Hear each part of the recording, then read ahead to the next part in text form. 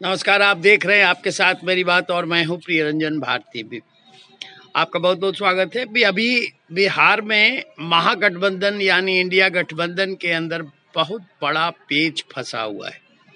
लालू यादव सर्वे सर्वा हैं और वो कांग्रेस को अपने पैरों पर रखना चाहते हैं, पैरों पर बने फुटबॉल की तरह उसका इस्तेमाल करना चाह रहे हैं।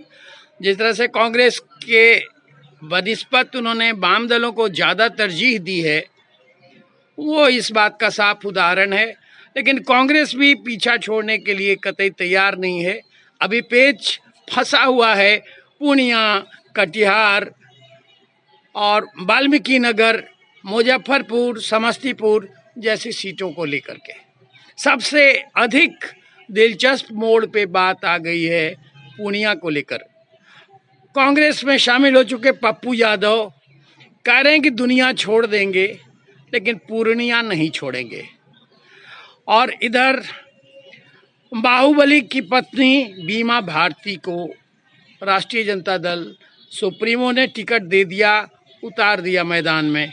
अब पूर्णिया में पप्पू यादव ताल ठोकने से बाज नहीं आना चाहते और बीमा भारती जो जदयू से राष्ट्रीय जनता दल में शामिल हुई थी, उनके बीच में संघर्ष के साथ ये तय हो जाएगा कि चुनाव में वहाँ क्या परिदृश्य बनने वाला है। अगर पप्पू यादव ताल ठोकते हैं तो निश्चित रूप से सीमांचल की सीट पर दिलचस्प मुकाबला होगा जनता दल यू के बनिस्बत। उसके मुकाबले में आरजेडी और पप्पू यादव दोनों में घमासान निश्चित है और ये सीट फिर एनडीए के खाते में दोनों के उलझाव के कारण आ सकता है। कटिहार में ये स्थिति बनी हुई है। तारिक अनवर वहाँ से कांग्रेस के लंबे समय से चुनाव लड़ने वाले प्रत्याशी हैं। तारिक अनवर 4 बार से अधिक वहाँ से चुनाव जीत चुके हैं, लेकिन इस बार लालू यादव वो सीट कांग्रेस को देने से बचना चाह रहे हैं, आनाकानी कर रहे हैं। अब ये देखना होगा कि कांग्रेस करती क्या है। कांग्रेस अगर उस पूर्णिया के बाद कटिहार में भी लड़ने के लिए आमादा हो जाए तो हालात दूसरे बन जाएंगे, क्योंकि कटिहार सीमांचल की वो सीट है जहां मुस्लिम आबादी मायने रखती है और यहां फिर एआईआईएम के प्रत्याशी भी ताल ठोकेंगे।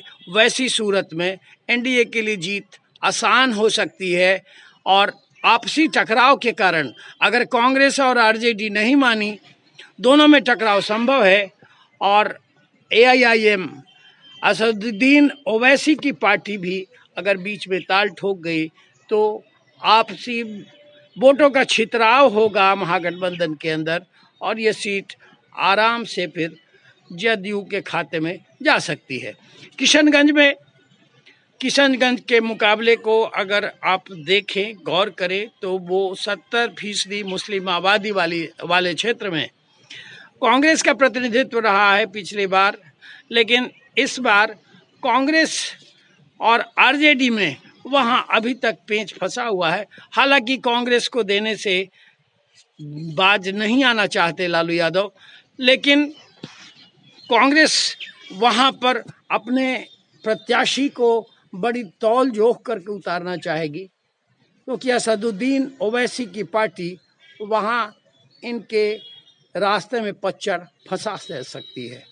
भागलपुर, समस्तीपुर, वाल्मीकि नगर, मुजफ्फरपुर, औरंगाबाद ये सारी सीटें हैं। औरंगाबाद में राष्ट्रीय जनता दल ने लालू प्रसाद यादव ने अभय कुशवाहा को अपना उम्मीदवार बना दिया और कांग्रेस अड़ी हुई है कि ये मेरी परंपरागत सीट है, हम यहाँ से चुनाव लड़ेंगे ही। अगर कांग्रेस जीत पर अड़ी रहती है तो फिर यहाँ भी बड़ा रोचक मुकाबला हो जाएगा। इसी तरह से मुजफ्फरपुर और भागलपुर में कांग्रेस अड़ी हुई है। अब मुजफ्फरपुर और कांग्रेस में दरअसल पीड़ा ये है कि आरजेडी और कांग्रेस दोनों चाहती है कि किसी तरह से ये सीट उनके पाले से निकल जाए, ताकि यहाँ जिस तरह से वोटों का समीकरण बनता है, जिस तरह से जातीय समीकरण बनता है, उस लिहाज से दोनों ही पार्टियों की स्थिति कमज़ोर होने वाली है। सबसे ज़्यादा दिलचस्प मुकाबला तो अभी यहाँ होने वाला है औरंगाबाद में। क्या करेंगे कांग्रेसी, क्योंकि औरंगाबाद इनकी परंपरागत सीट है और राष्ट्रीय जनता दल देने को तैयार नहीं है।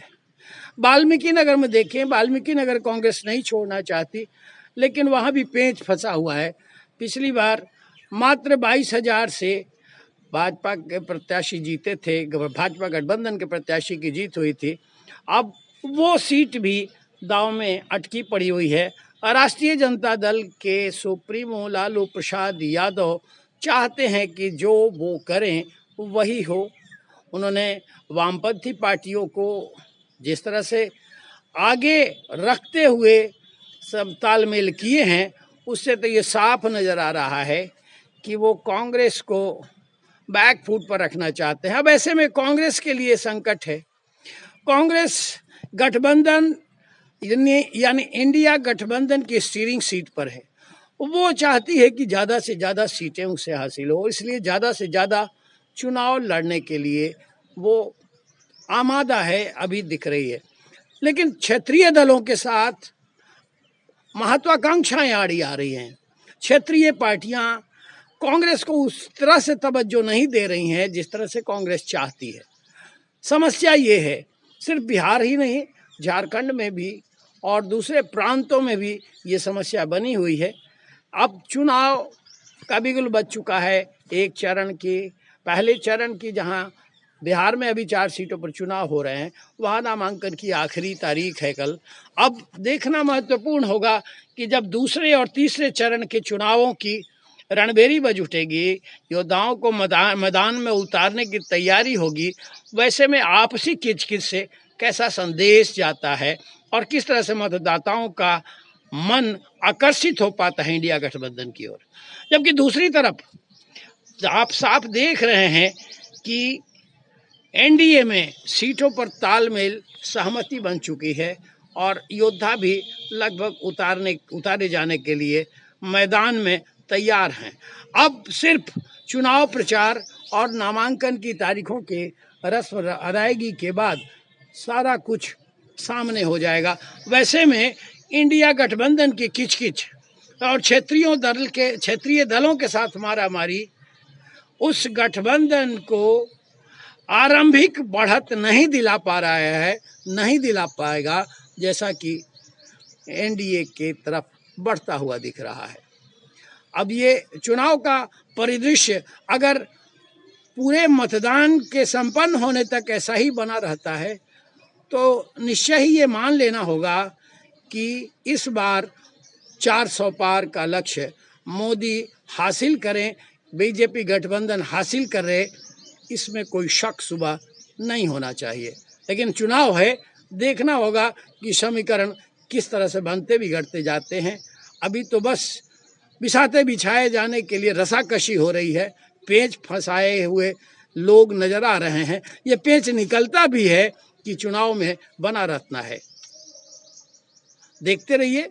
और हाँ, आपसे हम निवेदन करेंगे कि हमारे चैनल को सब्सक्राइब कीजिए, लाइक कीजिए, शेयर कीजिए। आपका सहयोग बना रहे, फिर हम आपसे संपर्क करते रहेंगे, किसी और विषय पर बात करेंगे। आज के अंक में इतना ही। नमस्कार।